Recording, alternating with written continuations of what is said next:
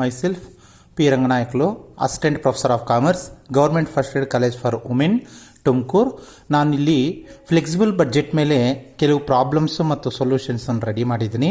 ನಾನು ಈ ಕ್ಲಾಸಲ್ಲಿ ನಿಮಗೆ ಎಕ್ಸ್ಪ್ಲೈನ್ ಮಾಡ್ತಾ ಇದ್ದೀನಿ. ಆ ಪ್ರಾಬ್ಲಮ್ಸ್ ನೋಡೋದಕ್ಕಿಂತ ಮುಂಚೆ ನಾವು what is called the fixed budget and what is called the flexible budget, ಅವೆರಡಕ್ಕೂ ಇರೋಂಥ ವ್ಯತ್ಯಾಸ, ಡಿಫ್ರೆನ್ಸ್ ಏನೋದನ್ನು ನಾವು ಮೀನಿಂಗ್ ಮುಖಾಂತರ ಅರ್ಥ ಮಾಡ್ಕೊಳ್ಳೋಣ. So based on the level of activity, the R capacity budgets are classified into fixed budget and flexible budget. ಅಂದರೆ ಇಲ್ಲಿ ನಾವು ಕೆಪಾಸಿಟಿ ಬೇಸಿಸ್ ಮೇಲೆ, ಅಂದರೆ 5000 ಯೂನಿಟ್ಸಾ 10,000 ಯೂನಿಟ್ಸಾ, ನಾವು ಎಷ್ಟು ಯೂನಿಟ್ಸ್ ನಾವು ಮ್ಯಾನುಫ್ಯಾಕ್ಚರ್ ಮಾಡ್ತಾ ಇದ್ದೀವಿ ಅದರ ಕೆಪಾಸಿಟಿ ಎಷ್ಟು, ಅದರ ಮೇಲೆ ಬಡ್ಜೆಟ್ಸ್ನು ಎರಡು ರೀತಿ ಡಿವೈಡ್ ಮಾಡಿದ್ದಾರೆ. ಒಂದು ಫಿಕ್ಸ್ಡ್ ಬಡ್ಜೆಟ್, ಇನ್ನೊಂದು ಫ್ಲೆಕ್ಸಿಬಲ್ ಬಡ್ಜೆಟ್. ಫಿಕ್ಸ್ಡ್ ಬಡ್ಜೆಟ್ ಅಂದರೆ ಏನು? Fixed budget is a budget which is designed to remain unchanged irrespective of the level of activity attained. ಅಂದರೆ ನಾವು ಎಷ್ಟೇ ನಂಬರ್ ಆಫ್ ಯೂನಿಟ್ಸ್ ಮ್ಯಾನುಫ್ಯಾಕ್ಚರ್ ಮಾಡಿದ್ರು ಕೂಡ ಅದನ್ನು ನಾವು ಬಡ್ಜೆಟ್ ಸೇಮ್ ಇರುತ್ತೆ, ಅದನ್ನು ನಾವು ಫಿಕ್ಸ್ಡ್ ಬಡ್ಜೆಟ್ ಅಂತ ಕರಿತೀವಿ. ಅಂದರೆ ಯಾವಾಗ ಫ್ಲೆಕ್ಸಿಬಲ್ ಬಡ್ಜೆಟ್ ಅಂದರೆ is the budget which is designed to change in relation to the level of activity attained. ಈಗ ಸಪೋಸ್ ನಾವು 5000 ಯೂನಿಟ್ಸ್ ಮ್ಯಾನುಫ್ಯಾಕ್ಚರ್ ಮಾಡಿದ್ರೆ ಬಡ್ಜೆಟ್ ವಿಲ್ ಬಿ ಡಿಫ್ರೆಂಟ್. ಅದೇ 6000 ಯೂನಿಟ್ಸ್ ಮ್ಯಾನುಫ್ಯಾಕ್ಚರ್ ಮಾಡಿದ್ರೆ ಬಡ್ಜೆಟ್ ವಿಲ್ ಬಿ ಡಿಫ್ರೆಂಟ್. ಅದೇ 10,000 units manufacture ಮಾಡಿದ್ರೆ the budget will be different. That is called the flexible budget. Next ಕೆಲವು ಪ್ರಾಬ್ಲಮ್ಸನ್ನು, first problem ನೋಡೋಣ. ಒಂದು ಪ್ರಾಬ್ಲಮ್ಸ್ ನಾನು ಫ್ಲೆಕ್ಸಿಬಲ್ ಬಡ್ಜೆಟು ಫಸ್ಟ್ ಪ್ರಾಬ್ಲಮ್ ನಾನು ಎಕ್ಸ್ಪ್ಲೇನ್ ಮಾಡ್ತೀನಿ. ದ ಕ್ವಶನ್ ಏನು ಕೇಳಿದ್ದಾರೆ ಅಂತಂದರೆ, prepare A flexible budget for production at 80% and 100% activity on the basis of the following information. ಅವರು ಇನ್ಫಾರ್ಮೇಷನ್ ಕೊಟ್ಟಿದ್ದಾರೆ. ಆ ಇನ್ಫಾರ್ಮೇಷನ್ ನಾವು ಬೇಸ್ ಮಾಡಿಕೊಂಡು ನಾವು 80% ಕೆಪಾಸಿಟಿಗೆ ಮತ್ತು 100% ಕೆಪಾಸಿಟಿಗೆ ನಾವು ಬಡ್ಜೆಟನ್ನು ಪ್ರಿಪೇರ್ ಮಾಡಬೇಕು. ಅವರು ಕೊಟ್ಟಿರೋಂಥ ಇನ್ಫಾರ್ಮೇಷನು 50% ಕೆಪಾಸಿಟಿಗೆ ಎಷ್ಟು ಎಕ್ಸ್ಪೆಂಡಿಚರ್ ಇದೆ, ಎಷ್ಟು ಬಡ್ಜೆಟ್ ಇದೆ ಅನ್ನೋದನ್ನು ಕೊಟ್ಟಿದ್ದಾರೆ. ನೋಡಿ, ಪ್ರೊಡಕ್ಷನ್ ಅಟ್ 50% ಕೆಪಾಸಿಟಿ 5000 ಯೂನಿಟ್ಸ್.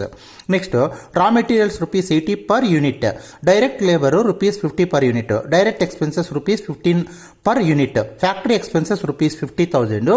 ಈ ₹50,000 ಅಲ್ಲಿ which include 50% fixed, 50% remaining. It implies that it is a variable factory expenses. Same ಅದೇ ಥರ ಅಡ್ಮಿನಿಸ್ಟ್ರೇಷನ್ ಎಕ್ಸ್ಪೆನ್ಸಸ್ ಕೂಡ ₹60,000 ಕೊಟ್ಟಿದ್ದಾರೆ. ಈ ₹60,000 ಅಲ್ಲಿ 60% ವೇರಿಯಬಲ್ಲು, ಅಂದರೆ ರಿಮೈನಿಂಗ್ 40% ಈಸ್ ಫಿಕ್ಸ್ಡ್.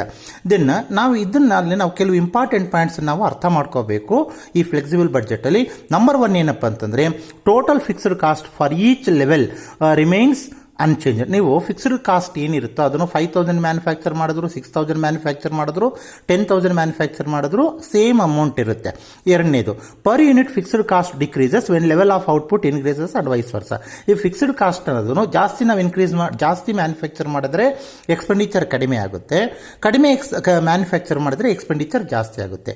ಅಂದರೆ ಅದನ್ನು it increases or decreases on the level of production. Next number 3 ಬಂದ್ಬಿಟ್ಟು, total variable cost increases in proportion to the increase in the level of output. ಅಂದರೆ ನಾವು 5000 ಯೂನಿಟ್ಸ್ ಮ್ಯಾನುಫ್ಯಾಕ್ಚರ್ ಮಾಡಿದಾಗ variable cost ಏನಿರುತ್ತೋ automatically ಅದೇ variable cost ಅದರ more than 5000 or less than 5000 manufacture ಮಾಡಿದಾಗ it will be changed. Next per unit variable cost remains unchanged at each level. So these are the 4 important points. Let us come to the solution. ನಾವಿಲ್ಲಿ first ಒಂದು format ನಾವು statement ready ಮಾಡ್ಕೋಬೇಕು. ಇಲ್ಲಿ ನೋಡಿ, flexible heading ಬರೀಬೇಕು. Flexible budget for the period, ಇದು 1 weak 2 weeks 1 month ಅವ್ರು ಏನು ಕೊಟ್ಟಿರ್ತಾರೋ ಅದನ್ನು ನಾವು ಹೆಡ್ಡಿಂಗ್ ಬರೀಬೇಕು. ನೆಕ್ಸ್ಟ್ ಇಲ್ಲಿ ಕಾಲಮ್ಸ್ ಹಾಕೋಬೇಕು. ಫಸ್ಟ್ ಕಾಲಮ್ ಪರ್ಟಿಕ್ಯುಲರ್ಸ್ ಕಾಲಮಲ್ಲಿ ಕಾಸ್ಟು, ಸೆಕೆಂಡ್ ಕಾಲಮ್ ಅವ್ರು ಕೇಳೋದು 80% ಕೆಪಾಸಿಟಿ, ಥರ್ಡ್ ಕಾಲಮಲ್ಲಿ 100% ಕೆಪಾಸಿಟಿ. ಮತ್ತು ಇದರಲ್ಲಿ 80% ಕೆಪಾಸಿಟಿಗೆ ಎಷ್ಟು ಯೂನಿಟ್ಸು? 50% ಕೆಪಾಸಿಟಿಗೆ 5000 ಯೂನಿಟ್ಸ್ ಆದರೆ, ನೆಕ್ಸ್ಟ್ 80% ಕೆಪಾಸಿಟಿಗೆ 8000 ಯೂನಿಟ್ಸು, 100% ಕೆಪಾಸಿಟಿಗೆ 10,000 ಯೂನಿಟ್ಸ್ ಆಟೋಮೆಟಿಕಲ್ ಆಗಿ ಬರುತ್ತೆ. ನಾವು ಮತ್ತು ಇದನ್ನು ನಾವು 2 ಕಾಲಮ್ ಡಿವೈಡ್ ಮಾಡ್ಕೋಬೇಕು, ಪರ್ ಯೂನಿಟ್ ಕಾಲಮು ಮತ್ತು ಟೋಟಲ್ ಕಾಲಮು. ಇಲ್ಲಿ ಕೂಡ ಅಷ್ಟೇ, ಪರ್ ಯೂನಿಟ್ ಮತ್ತು total column. So next raw materials ₹80 per unit ಇದೆ, total 6,40,000 at 80% capacity and at 100% capacity 8 lakhs. Direct labour ₹50 for 80% 8,000 units ಅಂದರೆ 4 lakhs.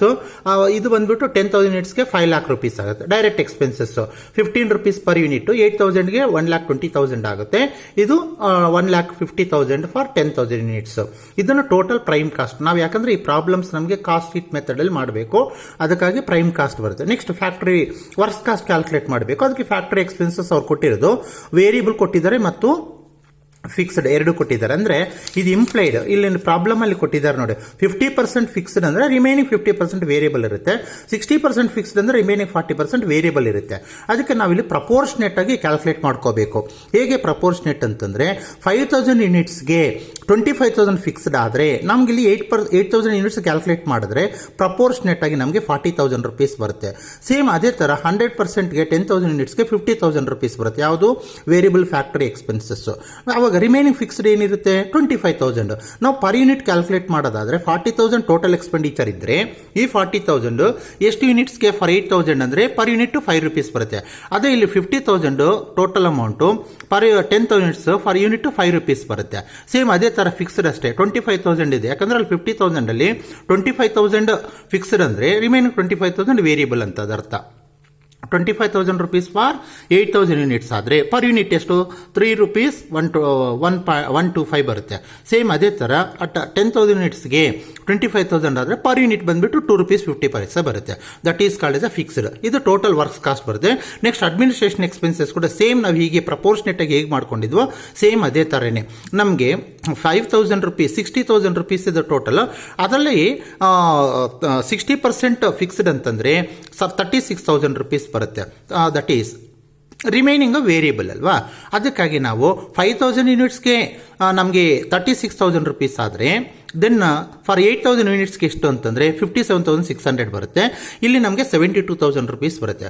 ಪರ್ ಯೂನಿಟ್ ನೋಡಿದಾಗ 57,600 divided by 8,000 ಅಂದರೆ per unit 7 rupees 20 ಪೈಸೆ ಬರುತ್ತೆ. ಇಲ್ಲಿ 72,000 divided by 10,000 7.20 7 rupees 20 paise.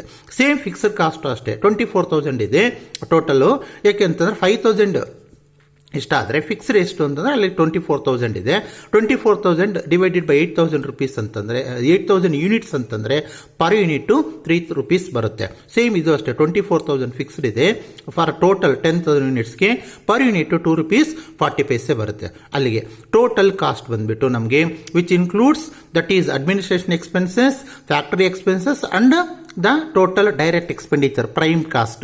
This is the total cost ನಮಗೆ per unit 163 rupees 325 ಬರುತ್ತೆ.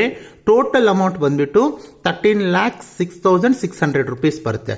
ಇಲ್ಲಿ ನಮಗೆ 10,000 units capacity ನಮಗೆ ಟೋಟಲ್ ಪರ್ ಯೂನಿಟ್ 162 ರೂಪೀಸ್ 10 ಪೈಸೆ ಬರುತ್ತೆ. ಇದು 16,21,000 ರುಪೀಸ್ ಬರುತ್ತೆ ಇದು.